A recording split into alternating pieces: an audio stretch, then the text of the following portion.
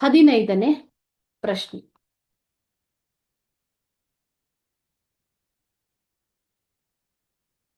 ರಾಷ್ಟ್ರಗಳ ಕೇಂದ್ರ ಬ್ಯಾಂಕುಗಳಿಗೆ ಕೇಂದ್ರ ಬ್ಯಾಂಕು ಎಂದು ಯಾವುದನ್ನ ಕರೆಯುತ್ತಾರೆ? So IMF, international monetary fund. IMF ಅಂದ್ರೇನು? International monetary fund. Okay.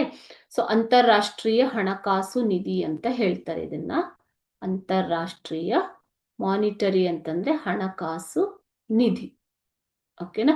So ಇದು ರಾಷ್ಟ್ರಗಳ ಕೇಂದ್ರ ಬ್ಯಾಂಕುಗಳಿಗೆ ಒಂದು ಕೇಂದ್ರ ಬ್ಯಾಂಕ್ ಆಗಿದೆ. ಇದನ್ನ 1944ರಲ್ಲಿ ಆಕ್ಚುಲ್ ಆಗಿ ಸ್ಥಾಪನೆಗೊಂಡಿದ್ದು. 1944ರ ಬ್ರಿಟನ್ ವುಡ್ಸ್ ಸಮ್ಮೇಳನದಲ್ಲಿ ಅಂತಾರಾಷ್ಟ್ರೀಯ ಹಣಕಾಸು ನಿಧಿಯ ಪುನರ್ ನಿರ್ಮಾಣ ಮತ್ತು ಅಭಿವೃದ್ಧಿ ಬ್ಯಾಂಕ್ 2 ಸಂಸ್ಥೆಗಳು ಸ್ಥಾಪನೆ ಆದವು. ಬಟ್ ಅಂತಾರಾಷ್ಟ್ರೀಯ ಹಣಕಾಸು ನಿಧಿಯು 1947ರ ಬಳಿಕ ಸಂಪೂರ್ಣವಾಗಿ ಅಸ್ತಿತ್ವಕ್ಕೆ ಬಂದಿತ್ತು. 1947ರ ಬಳಿಕ 1944ರ ಒಂದು ಬ್ರಿಟನ್ ವುಡ್ಸ್ ಸಮ್ಮೇಳನದಲ್ಲಿಯೇ IMF ಹಾಗೂ IBRD ಎರಡನ್ನೂ ಕೂಡ ಪುನಶ್ಚೇತನ ಎರಡನ್ನೂ ಕೂಡ